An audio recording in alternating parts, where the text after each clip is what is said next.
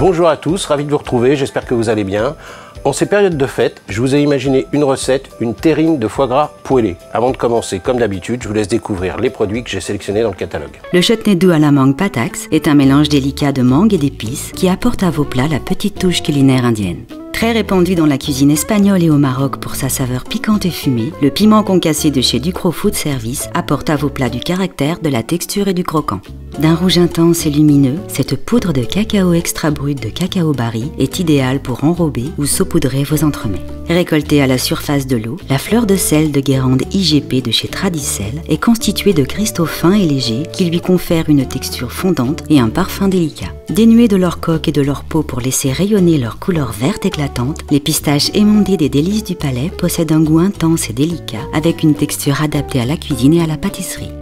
Alors avant de commencer le montage de ma terrine, je vais juste vous parler de quelques produits que j'ai réalisés en amont.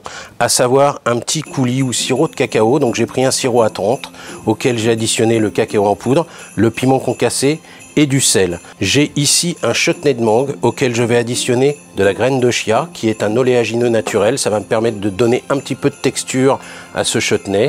Bon, alors maintenant on va procéder au montage de la terrine de foie gras poêlé. Donc pas compliqué, on a tous fait les foie gras poêlés. Le foie gras salé, poivré, une poêle bien chaude, à sec bien entendu. Et ensuite le principe ne va pas être compliqué du tout. On va récupérer nos morceaux de foie gras poêlés et les monter dans la terrine en l'assemblant au mieux. Le principe c'est que maintenant je vais disposer quelques petites pistaches un peu partout, comme ceci. Et rebelote, je recommence avec le foie gras.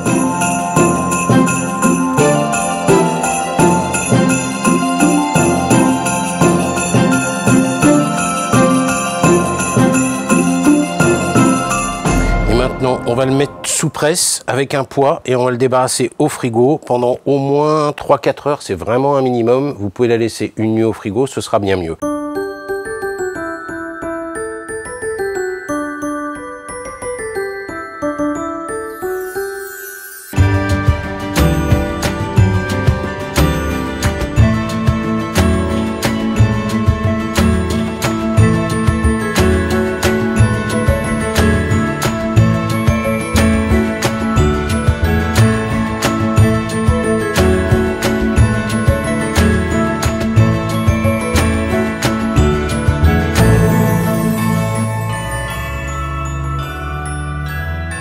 Ma petite terrine de foie gras poêlé est maintenant terminée.